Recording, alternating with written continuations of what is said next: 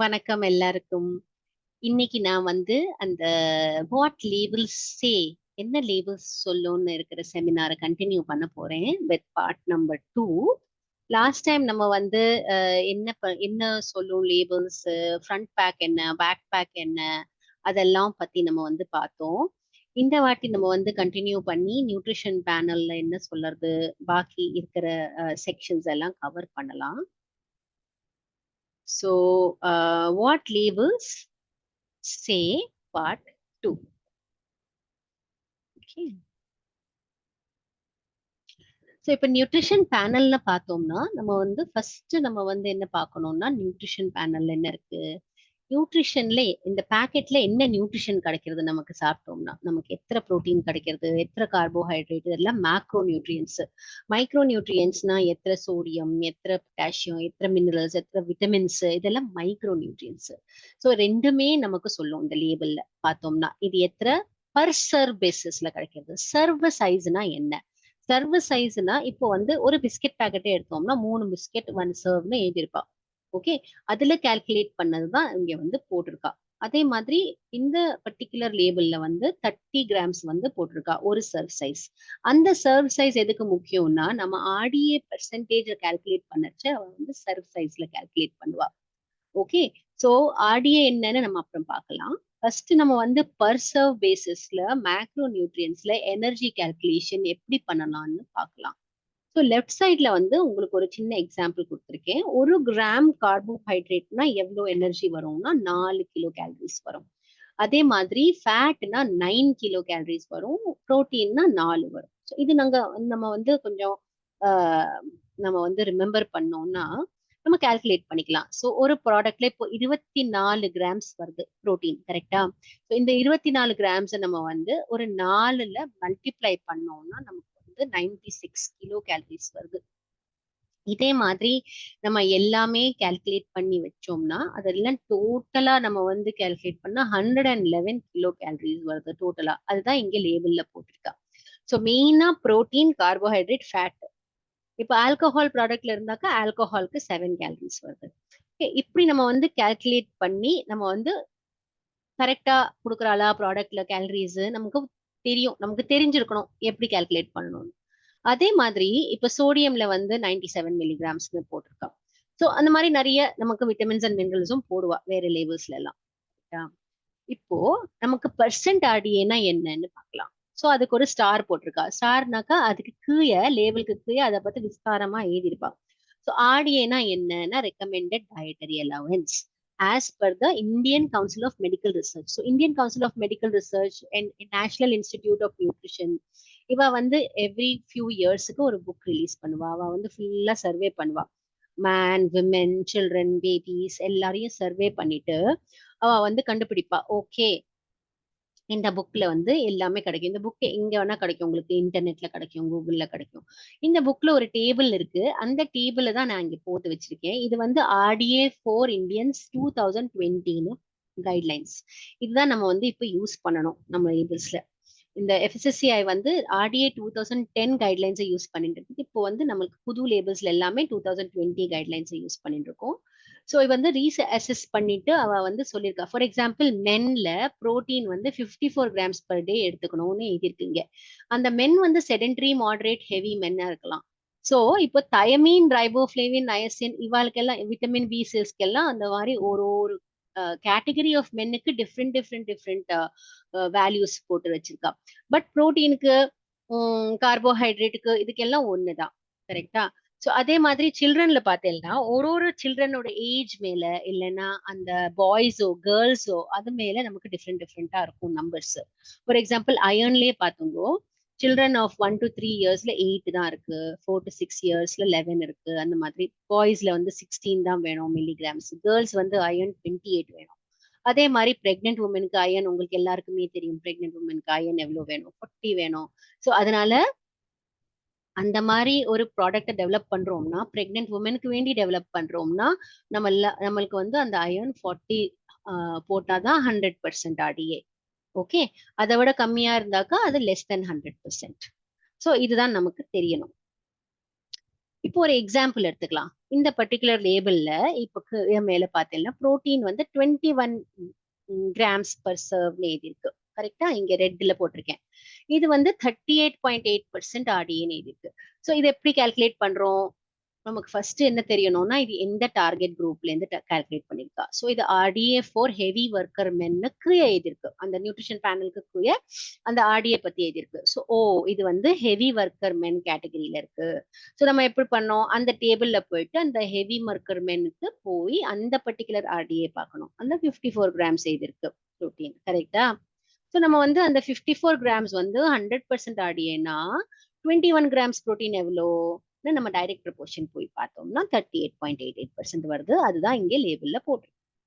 அதே மாதிரி இப்ப சோடியம் கால்குலேட் பண்ணோம்னா இங்க 40 மில்லிகிராம்ஸ் போட்டிருக்கு. பட் சோடியமோட டேபிள் தனியா போட்டிருக்கா இந்த புக்ல.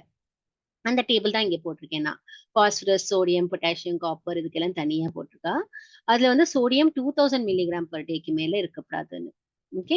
சோ அதுக்கு வேண்டி இங்க வந்து நம்ம பார்த்தோம்னா 40 மில்லிகிராம் போட்டிருக்கா. ஸோ ஓகே, டைரக்ட் ப்ரொபோர்ஷன் இதுல வந்து மேன், விமன், சில்ட்ரன் தனித்தனியா இல்ல, எல்லாருக்குமே ஒண்ணுதான்.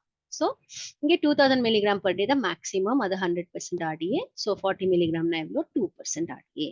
ஸோ இதுல நமக்கு என்ன தெரிஞ்சிருக்குன்னா நம்மளோட இந்த ப்ராடக்ட்ல 38% ஆடியே ப்ரோட்டீனுக்கு வந்திருக்கு. அப்புறம் 2% ஆடியே தான் சோடியம்க்கு. ஸோ மித்த ஆடியே நமக்கு 38%க்கு மேல இருக்கிற ப்ரோட்டீன் வேற வேற ப்ராடக்ட்ஸ்ல இருந்து சாப்பிடலாம், வீட்டுல சாப்பாடுல இருந்து சாப்பிடலாம். அப்புறம் சோடியம்ல இருந்து கூட நம்ம வேற வேற நம்ம என்ன வேணா சாப்பிட்டுக்கலாம். 2% தான் இந்த ப்ராடக்ட்ல இருந்து சோடியம் வருது. அதுதான் இந்த ஆர்டிஏ கால்குலேஷன். இன்னொரு விஷயம் என்ன டச் பண்ண போறேன்னா, லேபிள்ஸ் படிக்கிறச்ச கொஞ்சம் ஜாக்கிரதையா படிக்கணும். ஏன்னா நமக்கு தெரியாது. சிலப்போ கன்ஃபியூஸ் ஆயிடுவோம். கன்ஃபியூஸ் ஆகாம படிக்கணும். ஸோ ஃபார் எக்ஸாம்பிள் இங்க 100% ட்ராபிக்கானா ஜூஸ்னு போட்டிருக்கா. ஸோ நம்ம வந்து 100% ஜூஸா நினைச்சுப்போம். பார்த்தாக்கா இன்கிரீடியன்ட் லிஸ்ட்ல ஃபர்ஸ்ட் இன்கிரீடியன்ட் வாட்டரா இருக்கு. ஐயோ வாட்டரா இருக்கு, என்னதுன்னு பார்த்தோம்னா அப்புறம் எழுதியிருக்கு. ஓகே, இந்த கான்சென்ட்ரேட்டட் ஜூஸ் அந்த 19.7%ல கலந்து போட்டோம்னா வாட்டரோட நமக்கு ரீகான்ஸ்டிடியூட் ஆயிட்டு 100% ஆரஞ்சு ஜூஸ் ஆயிடும். அதோட டோட்டல் சாலிட்ஸ் வந்து ஒரு புயிஞ்ச ஆரஞ்சு ஜூஸ்ல எவ்வளவு இருக்கோ அவ்வளவுதான் இருக்கு ப்ராமிஸ் பண்ணிருக்கா இதுல லேபிள்ல. ஓகே, இதுல வேற ஒரு இன்கிரீடியன்ட்டும் இல்ல. சோ இது நல்ல ஆரஞ்சு ஜூஸ் தான். பட் இந்த லெஃப்ட் சைட்ல இருக்கிற எக்ஸாம்பிள் பார்த்தீங்கன்னா 100% ஆரஞ்சு ஜூஸ் போடல. இது வந்து ஒரு ஃப்ரூட் பெவரேஜ்னு கீழே போட்டிருக்கா அந்த லோகோவோட ready to serve fruit beverage. இது என்ன போட்டிருக்கான்னா அதுலயும் வாட்டர் தான் first ingredient, concentrated juice second ingredient. But அதுக்கப்புறம் என்ன இருக்கு? சுகர் இருக்கு, அதுக்கப்புறம் ஆசிட் இருக்கு. ஸோ இது பார்த்தாக்கா தெரிஞ்சிடும் நமக்கு இது வந்து ஒரு ஸ்வீட் அண்ட் ஃப்ரூட் பெவரேஜ் மாசா மாதிரி. இல்லைன்னா இந்த ஒரு ஒரு பிராண்ட்ல ஒரு ஒரு ஸ்வீட் அண்ட் பெவரேஜஸ் வரும் நமக்கு. ஸோ இதை கொஞ்சம் ஜாகிரதையா பார்த்துட்டு உங்களுக்கு ஸ்வீட் அண்ட் பெவரேஜ் வேணுமா இல்லைன்னா உங்களுக்கு 100% வேணுமா அது வந்து பார்த்து நீங்க வந்து வாங்கிக்கணும். அதே மாதிரி இது ஒரு இன்னொரு எக்ஸாம்பிள். இதுல வந்து ஐஸ்கிரீம் கேட்டகரியில பார்த்திருக்கேன். ஸோ இது வந்து ரெண்டுமே ஐஸ்கிரீம் மாதிரி தான் இருக்கும் பார்க்கறதுக்கு, டேஸ்ட்டுக்கு எல்லாமே. பட் ரைட் சைட்ல இருக்கிறது தான் ஐஸ்கிரீம், அது ஐஸ்கிரீம்னு போட்டிருக்கா. லெஃப்ட் சைட்ல வந்து மீடியம் ஃபேட் ஃப்ரோசன் டெசர்ட்னு போட்டிருக்கா. ஃப்ரோசன் டெசர்ட் கேட்டகரியில என்ன இருக்குன்னா வாட்டர் ஃபர்ஸ்ட் இன்கிரீடியண்டா இருக்கும். அதுக்கப்புறம் கண்டெய்ன்ஸ் எடிபிள் ஆயில்னு வார்னிங் ஸ்டேட்மெண்ட் வரும். ஆயில் அண்ட் வாட்டர் ரெண்டும் சேர்ந்து கலந்து ஒரு இமல்ஷனா பண்ணி அதுல ஸ்டெபிலைசர்ஸ் எல்லாம் போட்டு அதுல ஏர் இன்கார்பரேட் பண்றதுக்கு வாய்ப்பு வச்சு அதை சாப்பிடறதுக்கு ஃபர்ஸ்ட் கிளாஸ் ஐஸ்கிரீம் மாதிரியே இருக்கும் பார்க்க டேஸ்ட்டுக்கு எல்லாமே. பட் அது ஆக்சுவலா ஒரு மீடியம் ஃபேட் ஃப்ரோசன் டெசர்ட். அதே மாதிரி ரைட் சைட்ல ஐஸ்கிரீம் வந்து ஃபர்ஸ்ட் இன்கிரீடியன்ட் என்னது? அது மில்க் சாலிட்ஸ். ஸோ மில்க் தான் first ingredient. Sugar and milk சேர்ந்து வச்சு அதை வந்து விப் பண்ணி அதை ஐஸ்கிரீம் ஆக்குறது தான் ஐஸ்கிரீமோட கேட்டகரி. ஸோ இது கொஞ்சம் கேர்ஃபுல்லா படிக்கணும். இன்னொரு விஷயம் என்ன நினைச்சுக்கணும், என்ன தெரிஞ்சுக்கணும்னா இதுல வந்து ஏர் இன்கார்பரேஷன் எவ்வளவு இருக்குன்னு. ஸோ இதுல வந்து பார்த்தீங்கன்னா லெஃப்ட் சைட்ல ஃப்ரோசன் டெசர்ட்ல நிறைய ஏர் இன்கார்பரேட் பண்ண முடியும். பிகாஸ் நம்ம நிறைய ஸ்டெபிலைசர்ஸ் எல்லாம் யூஸ் பண்ணி அதை வந்து நல்லா ஸ்ட்ராங்கா இமல்ஷன் பண்றோம். ஸோ அதனால 395 கிராம்ஸ் தான் சாலிட், 700 ml அதுல வந்து எம்எல்னா அவ்வளோ ஏர் இன்கார்பரேட் ஆயிருக்கு. ஆல்மோஸ்ட் டபுள் இன்கார்பரேட் ஆயிருக்கு. அதே மாதிரி இங்க பாத்தீங்கன்னா 500 கிராம்ஸ்ல 530 ml தான், ரொம்ப 30 ml தான் ஜாஸ்தி இன்கார்பரேட் ஆயிருக்கு நம்மளுக்கு ஏர். ஸோ இது வந்து பாத்தீங்கன்னா ரொம்ப க்ரீமியா இருக்கும், ரொம்ப ஹெவியா இருக்கும் உங்க மவுத் ஃபீல்க்கு. இது வந்து கொஞ்சம் ஃப்ளஃபியா இருக்கும் ஐஸ்கிரீம் அந்த மாதிரி ப்ராடக்ட். இந்த ரெண்டையும் பார்த்தீங்கன்னா நீங்க பொருள் வாங்குறச்ச உங்களுக்கு இதை பார்த்தா உங்களுக்கே புரியும் எது வாங்கணும் உங்களுக்கு. based on the labels. இது இன்னொரு எக்ஸாம்பிள், ரீடிங் லேபிள் கேர்ஃபுல்லின்னு. இது எதுக்குன்னா, இங்க வந்து ஃபார் எக்ஸாம்பிள் ரைட் சைட்ல 50 மில்லிகிராம் டிஹெச்ஏன்னு எழுதிருக்கு. ரைட் சைட்ல டிஹெச்ஏ என்ன? டோகோசா ஹெக்ஸனோயிக் ஆசிட். இது வந்து ஒரு ஒமேகா 3 ஃபேட்டி ஆசிட். இது பிரெயின்ஸுக்கு நல்லது. அது சாப்பிட்டாக்கா பிரெயின் நல்லது. ஸோ பிரெயினுக்கு கொஞ்சம் பெனிஃபிட் வரும். நல்லா திங்க் பண்ணுவோம், ஷார்ப்பா இருப்போம். அந்த மாதிரி omega 3s are very good. So அதனால நம்ம சாப்பிடுவோம். கரெக்டா? பட் இந்த லெஃப்ட் சைட் பேனல்ல, நியூட்ரிஷன் பேனல்ல நம்ம வந்து இன்னும் கொஞ்சம் கேர்ஃபுல்லா படிச்சோம்னா நமக்கு என்ன தெரியறதுன்னா, ஆக்சுவலா அவ வந்து ஒரு 20% ஆயில் தான் போடுறா 50 மில்லிகிராம் லெவலுக்கு. ஸோ ஆக்சுவலா நம்ம வந்து 100% டிஹெச்ஏன்னு நம்ம கால்குலேட் பண்ணோம்னா அது 1/5 தான். ஸோ 50 மில்லிகிராமோடு 1/5 இஸ் 10 மில்லிகிராம்ஸ் தான் நமக்கு ஆக்சுவலா டிஹெச்ஏ நமக்கு கிடைக்கிறது நம்ம சாப்பிடுறதுல. ஓகே. ஸோ சில கம்பெனிஸ் இந்த மாதிரி கூட போடலாம் லேபிள்ல. மிஸ்லீடிங் சொல்லலாம், இல்லைன்னா கன்ஃபியூசிங் சொல்லலாம் லேபிள்ஸை. ஸோ நீங்க கொஞ்சம் கேர்ஃபுல்லா படிச்சுட்டு உங்களுக்கு புரியுற மாதிரி படிச்சீங்கன்னா உங்களுக்கே தெரியும் எந்த பொருள் வாங்கணும், எந்த பொருள் வாங்கண்டான்னு. ஸோ இதே மாதிரி லேபிள்ஸ் என்ன சொல்றதுன்னு நம்ம படிச்சிருந்தோம். இப்போ வந்து லேபிள்ஸ் என்ன சொல்லாதுன்னு கொஞ்சம் யோசிக்கலாம். ஸோ லேபிள்ஸ் என்ன சொல்லாது? எங்க பண்றோம் இந்த ப்ராடக்ட்னு சொல்லாது. எந்த மாதிரி குவாலிட்டி இன்கிரீடியன்ஸ் நம்ம யூஸ் பண்றோம், அந்த மேனுஃபேக்சரிங் ஃபெசிலிட்டி கிளீனா இருக்கா, நீட்டா இருக்கான்னு, அதனோட ஹைஜீன் பத்தி சொல்லாது லேபிள்ஸ். ட்ரேசபிலிட்டி சொல்லாது, சஸ்டைனபிலிட்டி சொல்லாது. இன்கிரீடியன்ட் ஆனாலும் சரி, பொருள் ஆனாலும் சரி. So stability of the product, இது வந்து பொருள் வந்து இந்த ஆக்டிவ் வந்து இந்த லெவலுக்கு இத்தனை இருக்கு, அது வந்து 1 இயர்க்கு அப்புறமும் இருக்குமா, அந்த ஸ்டெபிலிட்டி ஆன அப்புறம் அந்த ஃபுல் ஷெல்ஃப் லைஃப்க்கு அப்புறமும் இருக்குமா, அதுன்னு சொல்லாது நமக்கு இந்த லேபிள்ஸ். ஸோ நமக்கு வந்து ஒரு பொருள் வாங்கறச்ச லேபிள்ல என்ன சொல்றதுன்னு நம்ம வாங்குறோம். பட் லேபிள் இல்லாத சொல்றது கூட நம்ம வந்து பார்த்து நம்ம அந்த பிராண்டு தான் வாங்குறோம். இன்னைக்கு இந்த பிராண்டு வாங்கினோம், வேற பிராண்டு வாங்குறோம்னா நம்மளுக்கு அதெல்லாம் யோசிச்சுட்டு நம்ம வந்து ஒரு லாயல்ட்டி, பிராண்ட் லாயல்ட்டி டெவலப் பண்ணுவோம். அது வந்து லேபிள்ஸ்ல சொல்லாது. அது வந்து ஒரு லாயல்ட்டி, அது டெவலப் ஆகி தான் வரும்.